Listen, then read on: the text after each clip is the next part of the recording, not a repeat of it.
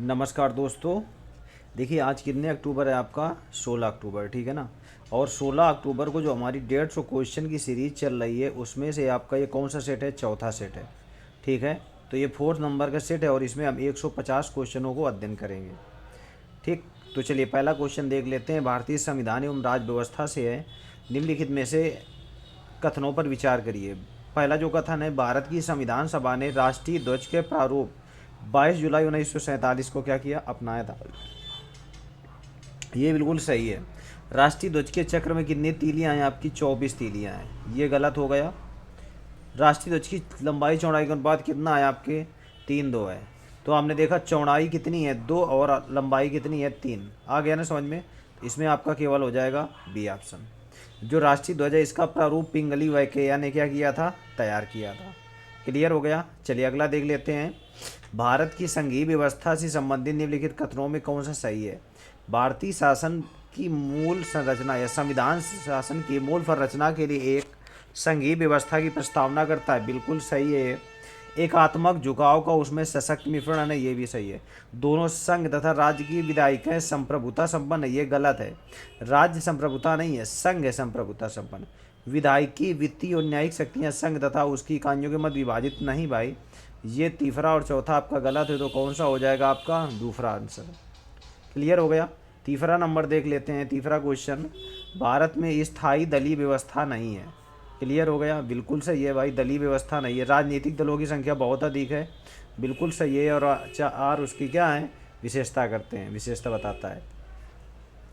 Question number चौथा देखते हैं। अंग्रेजी शासन के दौरान भारत के आर्थिक दोहन का विचार का प्रतिपादन किसने किया था? दादा भाई नौरोजी। और कौन सी पुस्तक में किया?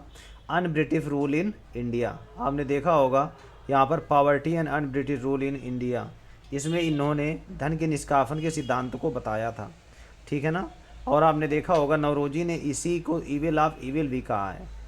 क्लियर हो गया पॉइंट। चलिए अगला नंबर देख लेते हैं। क्वेश्चन नंबर पाँचवा, समान नागरिक कार्य के लिए समान वेतन। ये आर्टिकल 39 के ए में बताया गया है इसका वर्णन।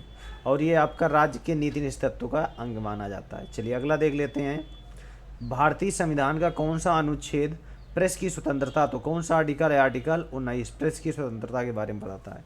आर्टिकल 16 आपने देख लिया होगा, ये अवसर की समानता है। आर्टिकल 22 आपने देखा गिरफ्तारी से संरक्षण के बारे में बताता है। और जो आर्टिकल 31 है इसमें संसद को कोई नियम बनाने का अधिकार दे दिया जाता है। अगला नंबर देख लेते हैं। क्वेश्चन नंबर 7वां, यह धारणा कि भारत एक कल्याणकारी राज्य है, ये आपने देख लिया किसमें? डीपीएसपी, राज्य के नीति निदेशक तत्वों में। ये संविधान के भाग 4 में है, आर्टिकल 36 से लेकर के 51 तक में आ गया। अगला नंबर देख लेते हैं। 8वां नंबर, निम्नलिखित अधिकारों में से कौन सा अधिकार अनुच्छेद 19 के डी को लेकर 21 के मिलाकर पढ़ने पर प्राप्त होता है? तो कौन सा है? विदेश जाने का अधिकार है। ये मेनका गांधीवास आपने देख लिया, आपने कब 1978 में लाया गया था और ये सुप्रीम कोर्ट ने जजमेंट दिया था। तो 19 के फर्स्ट या 19 के डी में 21 आर्टिकल को पढ़ने से क्या होता है? विदेश जाने का अधिकार है। क्लियर हो गया पॉइंट। चलिए अगला देख लेते हैं। भारतीय संविधान की प्रस्तावना में जिन आदर्श उद्देश्यों की रूपरेखा दी गई है उनके आगे व्याख्या दी जा सकती है। तो मूल अधिकार, राज्य के नैतिक सिद्धांतों एवं उनके मौलिक कर्तव्यों में। तो ये कौन सा हो जाएगा आपका? C option. क्लियर हो गया पॉइंट। अगला नंबर देख लेते हैं। क्वेश्चन नंबर 10वां। देखिए इनकी डिटेल बताने में भी समय लगेगा क्योंकि 150 क्वेश्चन है और बहुत लंबा समय लग जाता है, ठीक है। तो ये क्वेश्चन नंबर 10वां देख लेते हैं। निम्नलिखित में से कौन सा भारत के राष्ट्रपति की इच्छा तक ही पद में बना रह सकता है? तो वो राज्यपाल होता है। अनुच्छेद 156 में क्या बताया गया है? भारत के जो राज्यपाल होता है उसकी नियुक्ति कौन करता है? प्रेसिडेंट करता है, ठीक है ना, या भारत का राज्यपाल करता है। चलिए अगला नंबर देख लेते हैं।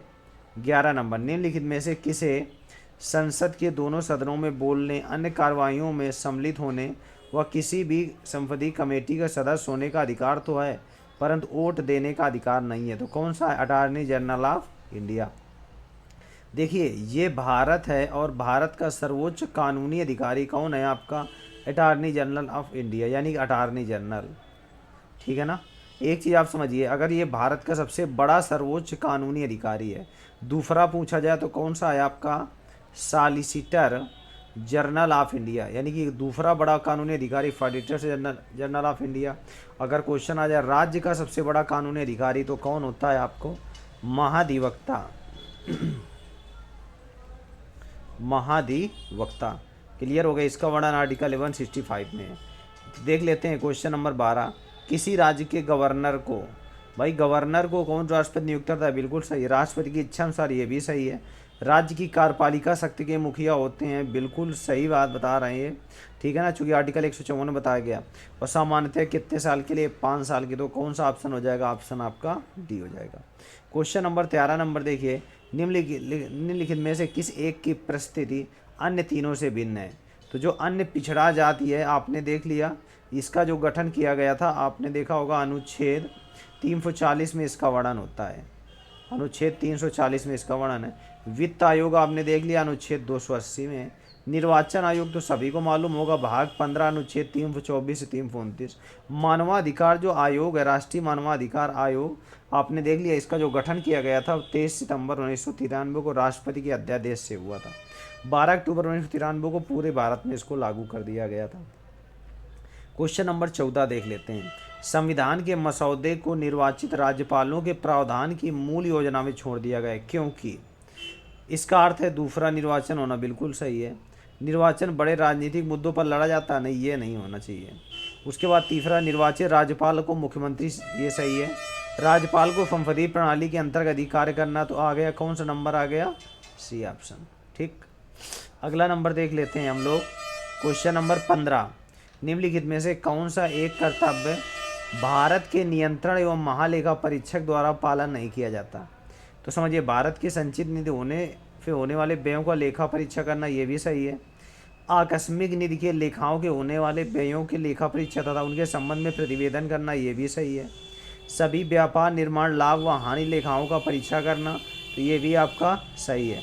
सार्वजनिक धन प्राप्ति, निर्गम, नियंत्रण तथा सुनिश्चित करना, राजस्व, सर्वाधिक राजस्व राजकोष में जमा होने, ये गलत नहीं होना चाहिए। भाई व्यय नहीं होगा तो आय कैसे होगी? जो देखो कहे गए, इसका वर्णन अनुच्छेद 148 से 151 तक में संविधान के भाग 5 में दिया गया है। क्लियर हो गया पॉइंट? चलिए अगला नंबर देख लेते हैं, क्वेश्चन नंबर 16। विधानमंडल या मंत्रिपरिषद से किसी व्यक्ति को उप प्रधानमंत्री कहना केवल राजनीतिक निर्णय होगा, बिल्कुल सही है। चूँकि इसका वर्णन संविधान में अभी अब नहीं बताया गया। उसे प्रधानमंत्री का कोई अधिकार प्रदान नहीं करता, ये भी सही है। तो कौन सा हो जाएगा आपका? ए ऑप्शन सही हो जाएगा। चलिए अगला देख लेते हैं। भारतीय संसद बनती है, तो अनुच्छेद आपने देख लिया 79 के अनुसार भारत का जो आपका होगा वो कौन सा होगा? लोकसभा, राज्यसभा और राष्ट्रपति द्वारा। इसमें आर्टिकल देखो गलत दिया हुआ है आपका, कितना होना चाहिए यहाँ पर? 79। आ गया ना समझ में? चलिए अगला देख लेते हैं हम लोग, क्वेश्चन नंबर 18। निम्न में से किस एक की अध्यक्षता ऐसे लोगों द्वारा होती है जो उसका सदस्य नहीं होता? तो आपने देख लिया राज्यसभा, चूँकि राज्यसभा का अध्यक्ष कौन होता है? उपराष्ट्रपति। और जो उपराष्ट्रपति होता है ये राज्यसभा का पदेन सभापति होता है। तो ये आपको क्लियर हो गया। चलिए अगला नंबर देख लेते हैं। देखिए आर्टिकल 64 के अनुसार जो भारत का उपराष्ट्रपति राज्यसभा का पदेन सभापति होगा। Question number 19। उस स्थिति में जबकि लोकसभा द्वारा पारित किसी संविधान संशोधन विधेयक को उच्च सदन ने अस्वीकार कर दिया हो, तब तो क्या हो जाएगा? विधेयक अंतिम रूप से क्या हो जाता है आपका? समाप्त हो जाता है। क्लियर हो गया पॉइंट? अगला नंबर देख लेते हैं। देखिए बहुत इंपॉर्टेंट क्वेश्चन है। मान लो जैसे यहाँ पर का है आपके लोकसभा है, लोअर हाउस है, और यहाँ पर अपर हाउस है, ठीक है ना। तो जब कोई विधेयक लोकसभा द्वारा पारित संविधान संशोधन विधेयक उच्च सदन में भेजा जाता है, स्वीकार कर लिया गया, तब विधेयक अंतिम रूप से समाप्त मान लिया जाएगा। फिर इसको पुनर्विचार के लिए भेजा जाता है, किसमें? आपके संविधान संशोधन विधेयक की बात हो रही। साधारण विधेयक होता तो इसको पुनः यहाँ से रिफंड करके मान लिया जाता। अगला नंबर देख लीजिए, क्वेश्चन नंबर 20। सर्वप्रथम एक सांसद या विधायक को इस आधार पर सदस्यता से अयोग्य नहीं घोषित किया जा सकता कि वह सदन की अनुमति के बिना 60 लगातार बैठकों में अनुपस्थित रहता है, वह सदस्य था। तो आपने देखा होगा कौन सा है? लोकसभा, ठीक। अगर आप 60 दिनों तक बिना संसद में बताए अनुपस्थित रहते हैं तो आपकी सदस्यता क्या हो जाएगी? भंग हो जाएगी। अगला नंबर देख लेते हैं। भारतीय संविधान में तदर्थ न्यायाधीशों की नियुक्ति कौन करता है? तो सर्वोच्च न्यायालय। आ गया। और ये आर्टिकल 127 में बताया गया है। क्लियर हो गया ना पॉइंट, कहीं डाउट तो नहीं है, आ गया। चलिए अगला नंबर देख लेते हैं, 22 नंबर, निम्नलिखित कथनों पर विचार करना है आपको। तो भारतीय नागरिकों के अधिकारों को संरक्षित करने उच्च न्यायालय सर्वोच्च न्यायालय की अपेक्षा बढ़िया स्थिति में है, बिल्कुल सही बात है ये, ठीक। और सर्वोच्च न्यायालय के पास मौलिक अधिकारों के संरक्षण के लिए ही परमादेश जारी कर सकता है। तो क्लियर हो गया, ये आपका कौन सा है, आपका ए ऑप्शन। चलिए आ गया ना समझ में। उसके बाद देख लेते हैं, देखिए इसमें जो आपके दिया गया, अगर उच्च न्यायालय में जा रहे हैं सुप्रीम कोर्ट में तो आर्टिकल 32, हाई कोर्ट में जा रहे हैं तो आपका 226। रिट 5 प्रकार की होती है, बंदी, प्रत्यक्षीकरण, परमादेश, प्रतिषेध, उत्प्रेषण और कौन सी हैं, अधिकार रक्षा। क्वेश्चन नंबर 23 नंबर देख लेते हैं, भारतीय संविधान का कौन सा अनुच्छेद संवैधानिक विवाद में सर्वोच्च न्यायालय के अपीली क्षेत्राधिकार से संबंधित है। देखिए संविधान में सर्वोच्च न्यायालय तो अनुच्छेद आपने देख लिया 100, ठीक। तो कौन सा है आपका 134 ए को मिलाकर के 132 पढ़ना, ठीक। क्लियर हो गया पॉइंट, सर्वोच्च न्यायालय के अपीली क्षेत्राधिकार से संबंधित है। उसके बाद देखिए कौन सा नंबर आ गया 24, उत्तर प्रदेश में ग्राम प्रधान का निर्वाचन होता है। उत्तर प्रदेश में ग्राम प्रधान का निर्वाचन कौन सा होता है, दूसरा से चौथा। क्लियर हो गया पॉइंट। अगला नंबर देख लीजिए, संसद द्वारा 73वां संविधान संशोधन अधिनियम 1993 के द्वारा, 1992 होना चाहिए यहाँ पर, उत्तर प्रदेश का पंचायती संशोधन अधिनियम पारित करके ग्राम पंचायत तथा क्षेत्र पंचायत तथा जिला पंचायत को त्रिस्तरीय व्यवस्था में लागू किया गया। क्लियर हो गया। तो ये क्वेश्चन आ गया ना, ग्राम उत्तर प्रदेश में ग्राम पंचायतों का निर्वाचन होता है तो कहाँ से होता है, पंचायत क्षेत्र की सीमा के अंदर सूची जो आपके सभी निर्वाचक मंडल में होता है, ग्राम पंचायत सदस्यों द्वारा नहीं होता है, ग्राम पंचायत की सीमा में सभी जो वोटर लिस्ट में नाम होता है उनसे होता है। अगला नंबर देख लेते हैं, पंचायती राज का मुख्य उद्देश्य क्या था, तो लोगों को विकास मूलक प्रशासन में भागीदारी के योग्य बनाना। क्लियर हो गया। अगला नंबर देख लेते हैं, एशियाई विकास रिपोर्ट 2004, ये देखो करंट का क्वेश्चन है, इसको हम लोग स्किप कर देते हैं। अगला नंबर देख लेते हैं, राष्ट्रीय नवीकरणीय कोष की स्थापना का लक्ष्य है, तो स्थापना का क्या लक्ष्य है, श्रम का पुनर्प्रशिक्षण। आ गया। अगला नंबर देख लेते हैं, क्वेश्चन नंबर 28, निम्नलिखित में से किस में सुधार होने पर भारत को यूएनडीपी द्वारा मानव विकास सूचकांक में अपर स्थान मिल जाएगा। तो आपने देखा होगा ह्यूमन डेवलपमेंट इंडेक्स के बारे में, एचडीआई के बारे में पूछा जा रहा है। देखिए जो एचडीआई होता है ना, ये आपने ध्यान दिया होगा किस में है, पहले नंबर में आपके शुद्ध पेयजल हो गया, किसानों की अधिक साख नहीं होता है, बच्चों को स्कूल जाना और आपके प्रौढ़ साक्षर होना, तो पहला, तीसरा और कौन सा हो जाएगा, चौथा। लेकिन यहाँ पर जो पेयजल है ना, उसको आप लोग ध्यान रखना, ये पेयजल एक बार स्वास्थ्य से संबंधित होना चाहिए, स्वास्थ्य, शिक्षा और रहन सहन के बारे में आता है, ये आपने देख लिया। क्लियर हो गया ना पॉइंट। अगला नंबर देख लेते हैं, क्वेश्चन नंबर 29, ठीक, 29 नंबर, जो क्वेश्चन नंबर 29 है इसमें देखते हैं, संयुक्त राष्ट्र विकास प्रोग्राम ने एक विषमता सूचकांक विकसित किया, निम्नलिखित में से कौन सा इसमें एक सम्मिलित नहीं है, तो कौन सा सम्मिलित नहीं है, आपका ज्ञान, दीर्घायुता, स्वास्थ्य और आपका रोजगार स्तर। अगला नंबर देख लेते हैं, क्वेश्चन नंबर 30वां, विश्व विकास रिपोर्ट 2005 के अनुसार भारत में $2 प्रतिदिन से कम आय अर्जित करने वाली जनसंख्या का प्रतिशत होगा, तो कौन सा होगा, डी, 80% हो जाएगा। क्लियर हो गया। अगला नंबर देख लेते हैं, क्वेश्चन नंबर 31, छिपी बेरोजगारी से तात्पर्य होता है। देखिए जो छिपी बेरोजगारी है उससे तात्पर्य क्या होता है, किसी कार्य में जिसको कम व्यक्ति कर सकते हैं अधिक व्यक्तियों का लगे रहना क्या कहलाता है, छिपी बेरोजगारी कहलाता है। क्वेश्चन नंबर देख लेते हैं 32, कौन सा कथन सत्य नहीं है, तो आपने देखा भारतीय योजना आयोग का अध्यक्ष प्रधानमंत्री होता है, बिल्कुल सही है। 15 मार्च 1950 आपने देख लिया योजना आयोग का। भारत में नियोजन के लिए सर्वोच्च निर्णय संस्था योजना आयोग है, तो ये सत्य नहीं है, नियोजन के लिए सर्वोच्च निर्णय संस्था थोड़ी है ये, ठीक है, संसद वगैरह है, कई सारी समितियां वगैरह हैं, ये तो ये आपका गलत हो गया, तो यही ऑप्शन हो जाएगा। अगला नंबर देख लेते हैं हम लोग, क्वेश्चन नंबर 33, लेखानुदान संघ सरकार की अनुमति प्रदान करता है, तो कौन सा है, निश्चित अवधि के लिए भारतीय संचित निधि से धन निकालने के लिए। क्लियर हो गया। तो लेखानुदान पेश किया जाता है। देखिए संविधान के अनुच्छेद 116 में अनुसार वित्तीय वर्ष अनुच्छेद 2013 में संचित नीति पर भारत के आय आपके पारित होने तथा 114 में विनियोग में विधेयक के पारित होने के धन आवश्यकता पड़ती है। क्लियर हो गया। तो ये आपके किस में, आपके डी में। तो लेखानुदान संघ प्रस्तुत करता है निश्चित अवधि के लिए भारतीय संचय निधि से धन निकालने के लिए है। क्वेश्चन नंबर 34 नंबर देख लीजिए। भारत में हिंदू वृद्धि दर निम्नलिखित में से किससे संबंधित है? ये राष्ट्रीय आय से संबंधित होती है। क्लियर हो गया। देखिए भारत में राष्ट्रीय आय की 3 मापन है। पहले उत्पत्ति गणना विधि, उसके बाद आय गणना विधि और उपभोग विधि। क्लियर हो गया पॉइंट।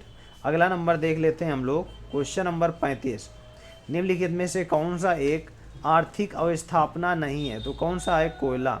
विद्यालय भी है, स्वास्थ्य सुविधाएं भी हैं, सड़क और रेल है। अगला नंबर देख लेते हैं। क्वेश्चन नंबर 36, निम्नलिखित में से कौन सा एक भारत के घरेलू उत्पाद में सर्वाधिक अंशदान प्रदान करता है? तो कौन सा है? सेवाएं। क्लियर हो गया, सर्विस करती हैं। क्वेश्चन नंबर 37 बताइए। निम्नलिखित कथनों पर विचार करिए। तो देखा होगा भारत में विनिवेश अर्थव्यवस्था के उदारीकरण की प्रक्रिया का एक समाहित अंग है। इससे प्राप्त आय को घोषित नीति के अनुसार प्रयोग में लाया जाता है। तो हमने देख लिया ये इस पे पहला और दूसरा दोनों सही है, लेकिन व्याख्या नहीं करता। तो कौन सा हो जाएगा? ए और आर। क्वेश्चन नंबर अगला देख लेते हैं। भारत और तटीय क्षेत्रों में सम्मिलित है। तो कौन सा सम्मिलित है? व्यापार। दूसरे नंबर पर कौन सा आ जाएगा? वित्त। और वानिकी और मत्स्यिकी आपने देखा ये प्राथमिक क्षेत्र का विषय है। आ गया। अगला नंबर देख लेते हैं। क्वेश्चन नंबर 39, भारत सरकार के बजट के कुल घाटे में किस घाटे का योगदान सबसे ज़्यादा रहता है? तो राजकोषीय घाटा का सबसे ज़्यादा रहता है। क्वेश्चन नंबर देख लेते हैं 40, आर्थिक सर्वेक्षण प्रतिवर्ष संसद में प्रस्तुत किया जाता है। तो कब किया जाता है? आगामी वर्ष के बजट के प्रस्तुतिकरण से पूर्व किया जाता है। आ गया। सर्वेक्षण प्रस्तुत किया जाता है ना, इकोनॉमिक सर्वे आता है आगामी वर्ष बजट के प्रस्तुतिकरण से पूर्व। क्वेश्चन नंबर देखिए 41 नंबर, भारत में पंचवर्षीय योजना को स्वीकार करने का अंतिम अधिकार आपने देखा किसको था? संघीय मंत्रिमंडल को है। क्लियर हो गया कि आपके राष्ट्रीय विकास परिषद को, नेशनल डेवलपमेंट काउंसिल राष्ट्रीय विकास परिषद को है। ये क्या करते हैं? पंचवर्षीय योजनाओं का अनुमोदन करती है। क्लियर हो गया। इसकी स्थापना कब होती है? 6 अगस्त 1952 को होती है। इसका अध्यक्ष कौन होता है? प्रधानमंत्री होता है। चलिए अगला देख लेते हैं हम लोग। सिडबी की स्थापना की गई थी। देखिए small industrial development bank of India, SIDBI. तो सिडबी का स्थापना कब होती है? लघु स्तरीय उद्योगों को वित्त वर्ष प्रदान करने में। क्लियर हो गया। और इसकी स्थापना कब होती है? 1990 में। आ गया समझ में। क्वेश्चन नंबर 43 देख लेते हैं। निम्नलिखित में से कौन सी तेल रिफाइनरी निजी क्षेत्र में है? तो आपने देख लिया नूनमती तेल रिफाइनरी, ये क्या है? आपके निजी क्षेत्र में है। ठीक, आ रहा है ना समझ में? ठीक। असम में कौन सी है? डिगबोई है आपके। बरौनी कहाँ पर है? बिहार में। मथुरा तो आपके उत्तर प्रदेश में है। और नूनमती आपने देख लिया आपका, ठीक है, ये असम में स्थित है। क्वेश्चन नंबर 44 देख लेते हैं। पिछले कुछ वर्षों में भारतीय औद्योगिक क्षेत्र में समन्वय और अधिग्रहण की घटनाएं हो रही हैं। बिल्कुल सही बात है। भारत में एकाधिकार एवं प्रतिबंधित व्यापार अधिनियम में पर्याप्त ढील गई है। तो इसमें ए और आर दोनों क्या हैं? सही है। अगला नंबर देख लेते हैं हम लोग। क्वेश्चन नंबर 45, वाणिज्यिक प्रपत्र निम्नलिखित में से किसमें एक साख का स्रोत है? तो कौन सा है? लघु उद्योग है। क्वेश्चन नंबर 46 देख लेते हैं। वर्ष 1995-96 में स्थापित ग्रामीण अवस्थापना विकास कोष का हिसाब कौन रखता है? राष्ट्रीय कृषि एवं कौन सा है? ग्रामीण विकास बैंक रखता है। क्वेश्चन नंबर 47 देख लेते हैं। केलकर टास्क फोर्स की सिफारिशों का संबंध किससे है? तो ये किससे है? आपके करों से है। क्वेश्चन नंबर 48 का देख लेते हैं। भारत में मुद्रा संबंधी नोटों का निर्गमन प्रणाली आधारित है। तो किस पर है? आपके न्यूनतम कोष प्रणाली पर आधारित है। ठीक। अगला नंबर देख लेते हैं। क्वेश्चन नंबर 49, निम्नलिखित करों में से किसके अंतर्गत व्यक्ति द्वारा देय पूर्ण धनराशि संविधान द्वारा सीमित कर दी गई है? तो कौन सा है आपका? मरणोपरांत संपदा शुल्क। क्लियर हो गया। अगला नंबर देख लेते हैं। क्वेश्चन नंबर 50, निम्नलिखित कथनों में से भारत में आयकर के संबंध में कौन सा कथन सत्य है? तो कौन सा कथन सत्य है? पहला और दूसरा। या एक प्रगतिशील कर है या एक प्रत्यक्ष कर है। चलिए अगला नंबर देख लेते हैं। क्वेश्चन नंबर 51, यदि एक दी हुई समयावधि की कीमतें तथा मौद्रिक आय दोनों दुगनी हो जाए तो वास्तविक आय क्या होता है? वास्तविक आय अपरिवर्तित रहती है। क्लियर हो गया? चलिए अगला नंबर देख लेते हैं। भारत में सेवा क्षेत्र सम्मिलित है। तो सेवा क्षेत्र में देखो, खनन ये तो आपके प्राथमिक क्षेत्र का हो गया, परिवहन ये आपके क्या है, सेवा क्षेत्र में आ गया, ये थर्ड में हो गया। होटल आपने देख लिया, ये भी है। वानिकी और मत्स्य की ये तो आपने पहला देख लिया, तो इसमें कौन सा हो जाएगा? दूसरा और तीसरा। चलिए अगला नंबर देख लेते हैं। निम्नलिखित में से एक सही सुमेलित है।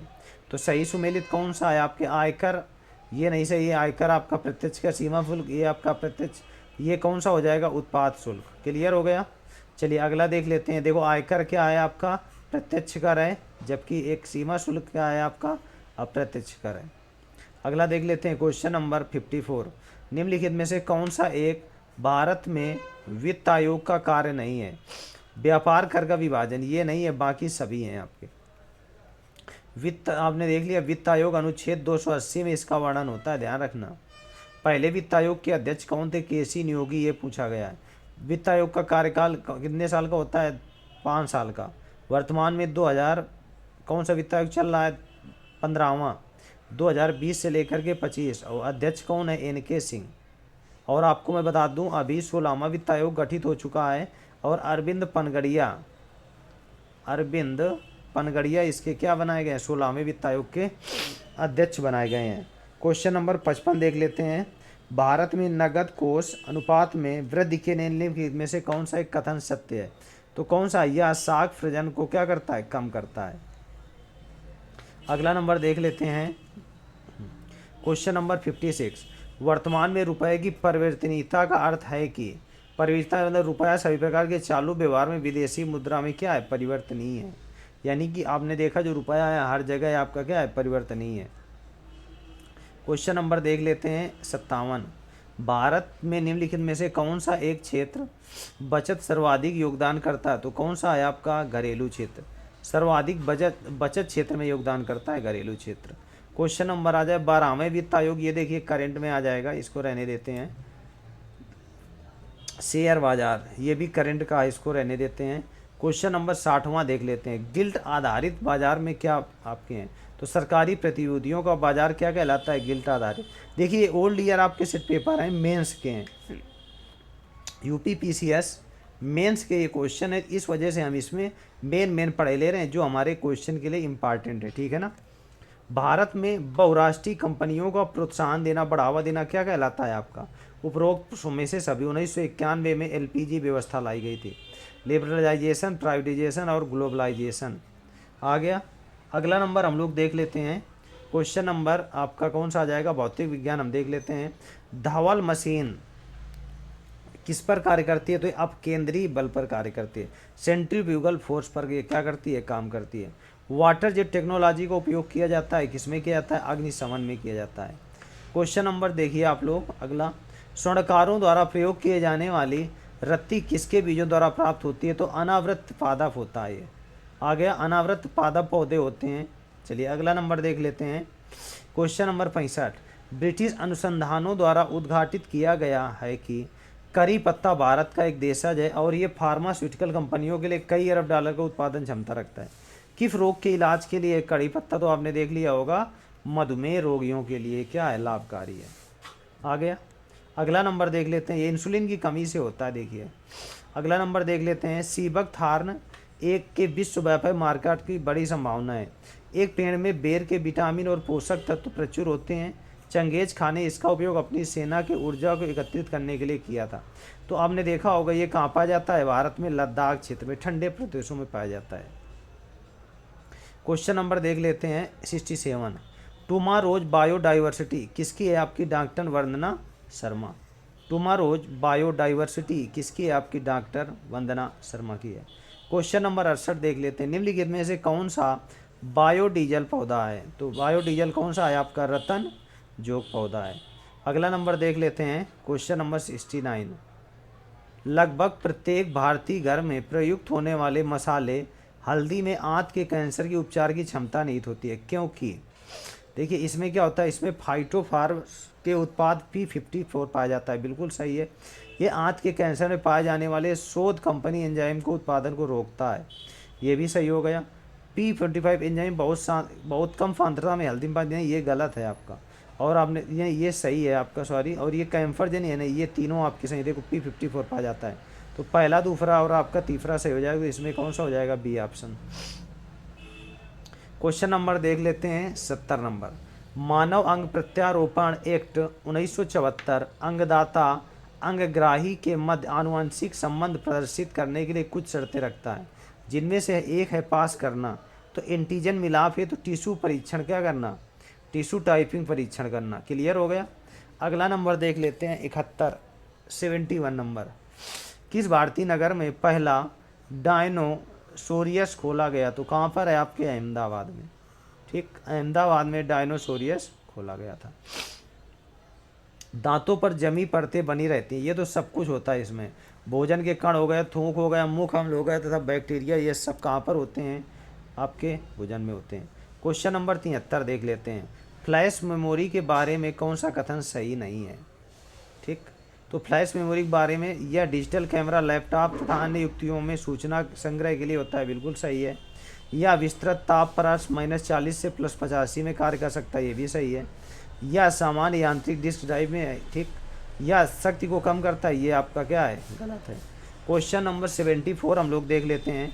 किस वायुमंडलीय परत में संचार उपग्रह अवस्थित किए जाते हैं? तो आपने देखा होगा बहिर्मंडल में आपके संचार उपग्रह स्थापित किए जाते हैं। अगला नंबर देख लेते हैं। देखिए क्षोभ मंडल, समताप मंडल, ये आपके पढ़ाई होगा आप लोगों ने। क्वेश्चन यहाँ पर हम केवल प्रैक्टिस कर रहे हैं। जैविक रूप से संश्लेषित नैनो कणों का उपयोग नई पारिस्थितिकी तकनीक मित्र है, जिसका कैंसर उपचार में बड़ी संभावना है। इस तकनीक का प्रयोग किया जाता है, तो किसमें किया जाता है? मदार में। क्वेश्चन नंबर आपने देखा होगा 76। देखिए, निम्न तापीय इंजन का प्रयोग किया जाता है। तो द्रव ऑक्सीजन ऑक्सीकारक के रूप में तथा द्रव हाइड्रोजन ईंधन के रूप में किया जाता है, ठीक है ना। और ये रॉकेट प्रौद्योगिकी में इसका प्रयोग किया जाता है। द्रव ऑक्सीजन ऑक्सीकारक के रूप में किया जाता है, ये ध्यान रखना। फ्लाई ऐश प्रदूषण दहन उत्पाद है जो प्राप्त होता है जलाने से। तो इसमें क्या जलाया जाता है? कोयला, कोल या पत्थर को जलाने से होता है। क्वेश्चन नंबर देख लेते हैं 78 नंबर। 21वीं शताब्दी में कौन सी तकनीक युक्त लघुकरण में कमाल कर सकती है? तो कौन सी आपकी नैनो तकनीक कर सकती है। ठीक, अगला नंबर देख लेते हैं। टर्मिनेटर तकनीक उसके द्वारा उत्पन्न निम्न में से किसकी बिकवारी के लिए है? तो कौन सा है आपका? जेनेटिक रूप से अभियांत्रिकी भी, जो दूसरी पीढ़ी में क्या होते हैं? बंदग्रस्त होते हैं। अगला नंबर देख लेते हैं। Question number 80। निम्नलिखित कथनों में से कौन सा कथन असत्य है? तो कौन सा है आपका? ब्रह्मोस। सुपरसोनिक, ये भी सही है आपका। टाइफाइड कंप्यूटर वायरस है। कोई भी विषाणु पर्यावरण प्रदूषण कम नहीं कर सकता, नहीं कम करते हैं, हमने देखा होगा।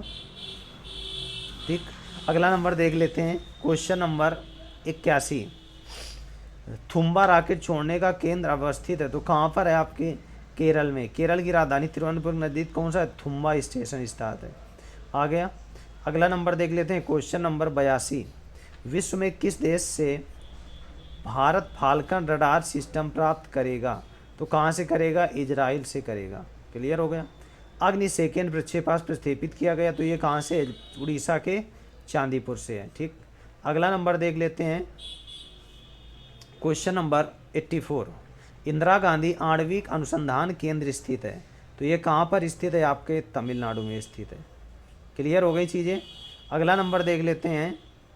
देशज तकनीक द्वारा विकसित तेजस है, तो ये आपका हल्का एक लड़ाकू क्या है? आपका विमान वाहक पोत है। अगला नंबर देख लीजिए 86 नंबर। परमाणु ऊर्जा संयंत्र स्थित है, तो कहाँ पर स्थित है? नरौरा में है और आपके कलपक्कम में है। ठीक, अगला नंबर देख लेते हैं। Question number 87।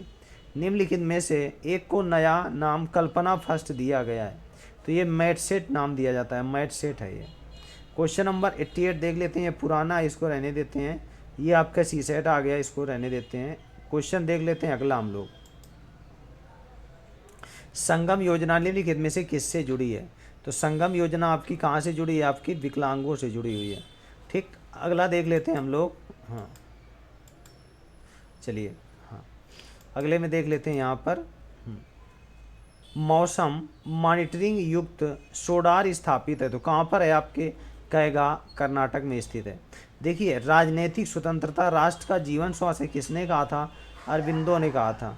ठीक, क्लियर हो गया। और क्वेश्चन देख लेते हैं 132। निम्नलिखित में से कौन सा कथन दबाव समूह का अंतर्बोध करता है? तो कौन सा है? नीति संबंधी निर्णयों को नियंत्रित करने हेतु प्रभाव डालने वाला समूह।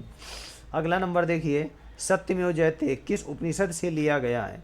तो ये आपके किस उपनिषद से लिया गया है? मुंडको उपनिषद से लिया गया है। 134 नंबर देखिए, भारतीय राष्ट्रपति के सर्वसम्मत से चुने जाने वाले अभी तक के एकमात्र उदाहरण कौन से हैं आपके? नीलम संजीव रेड्डी। ये सर्वसम्मत से चुने जाने, निर्विरोध चुने गए, इनके विपक्ष में कोई नहीं खड़ा हुआ था। क्वेश्चन नंबर 135 देख लेते हैं। एक मार्क आपने देखा होगा, ये कैसा है? गुणवत्ता की मोहर होती है। ठीक, आ गया ना समझ में? Poverty and the un British rule in India नामक पुस्तक के लेखक कौन है आपके? दादा भाई नौरोजी। ठीक है। उसके बाद आपने देखा होगा जौनपुर नगर निम्नलिखित में से किसकी स्मृति में बनवाया गया था? तो आपके मोहम्मद बिन तुगलक की याद में बनवाया गया था। अगला नंबर देख लेते हैं 138 नंबर, निम्नलिखित में से कौन सुमेलित नहीं है? तो कौन सा है? अंटार्कटिका स्टडी सेंटर कहाँ पर है? आपके बंगलोर। ये गलत है, बाकी और सब सही है। नेशनल इंस्टीट्यूट ऑफ ओशनोग्राफी ये आपका कहाँ पर है? नई दिल्ली में। Indian National Centre for Ocean Information Services ये आपका कहाँ पर है? हैदराबाद में। National Institute of Ocean Technology कहाँ पर है? आपके चेन्नई में। उपनिषदें पुस्तक हैं, ये आपके दर्शन पर होती हैं। ठीक है, ये पहली एसटी का पहला क्वेश्चन आता है, आ गया समझ में। उसके बाद देखिए तलाश क्या है आपका, ये भी आपका पुराना क्वेश्चन है, इसको रहने देते हैं। देखिए, त्रिवेंद्रम अवस्थित विक्रम साराभाई अंतरिक्ष केंद्र मुख्यतया संबंधित है। त्रिवेंद्रम अवस्थित विक्रम साराभाई अंतरिक्ष केंद्र किससे संबंधित है? तो पहला पर रॉकेट छोड़ने वाले अनुसंधान से, ये सही है। मौसम संबंधी समस्याओं की जांच के लिए नहीं, ये हटा दो सॉरी। अंतरिक्ष यान के डिजाइन के निर्माण से, ये भी आपने देखा होगा गलत है। उपग्रह प्रक्षेपण वाहनों के विकास से, तो इसमें क्या हो जाएगा आपका? चौथा नंबर हो जाएगा। क्वेश्चन नंबर 142, शैक्षणिक सेवाओं के लिए उपग्रह एडुसेट अंतरिक्ष में भेजने में भारत का पहला राष्ट्र हो गया। ये उपग्रह कब स्थापित किया गया? 20 सितंबर 2004 को। क्लियर हो गया पॉइंट। अगला देख लेते हैं, ध्रुव पूर्णिमा तथा साइरस में क्या संबंध है? ये भारतीय शोध संस्थान है। क्या है? भारतीय शोध रिएक्टर हैं। ध्रुव पूर्णिमा तथा साइरस आपके शोध रिएक्टर है। क्वेश्चन नंबर 144 देख लेते हैं, निम्नलिखित में से कौन सा भाभा परमाणु अनुसंधान केंद्र द्वारा सुपर कंप्यूटर परियोजना है? तो कौन सा है? अनुपम है।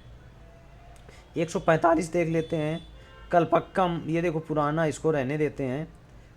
क्वेश्चन नंबर 146, भारत में सर्वप्रथम स्वदेशी विकसित कंप्यूटर का नाम क्या है? आपके परम है। ठीक, उस क्वेश्चन नंबर देख लेते हैं 147, विचार कीजिए अपने जनपद का नाम टीवी समुदाय खेती विशिष्ट तथा विकेंद्रीकरण। आपने देखा होगा कि इसको तकनीक का प्रयोग किया जाता है, तो इसमें चारों आ जाएंगे। ठीक, अगला नंबर देख लेते हैं, निम्नलिखित में से कौन सा असुमेलित युग्म है? सेंट्रल ड्रग रिसर्च इंस्टीट्यूट ये कहाँ पर है? आपके लखनऊ में। Central economic electrochemical research institute ये कलकत्ता में आपका स्थित नहीं है। समझ रहे हो कि नहीं? उसके बाद आपने देखा होगा central for cellular and molecular biology ये हैदराबाद में है। सेंट्रल सार रिसर्च इंस्टीट्यूट कहाँ पर? आपके कहाँ पर है? आपके भावनगर में। ये इलेक्ट्रोकेमिकल ये कहाँ पर है? आपके तमिलनाडु में है। आ गया समझ में? चलिए अगला देख लेते हैं, पगमार्क तकनीक का प्रयोग किया जाता है तो विभिन्न वन्य जंतुओं, पगमार्क तकनीक का प्रयोग कहाँ पे किया जाता है? विभिन्न वन्य जंतुओं की जनसंख्या के आकलन में किया जाता है। क्वेश्चन नंबर देख लेते हैं, ब्रह्मोस निम्नलिखित में से किसमें संयुक्त प्रकाश विकसित किया गया? तो ये भारत और रूस द्वारा क्या किया गया था? लिया गया था। भारत की ब्रह्मपुत्रा नदी और आपके रूस की मोस्कवा नदी के नाम पर इसका क्या नाम रख दिया गया था? ब्रह्मोस। क्लियर हो गया? तो ये जो हमारा सेट चल रही है सीरीज, ये उसकी चौथी सीट है। उम्मीद है आप लोग बहुत कुछ रिवीजन कर रहे होंगे। Thank you.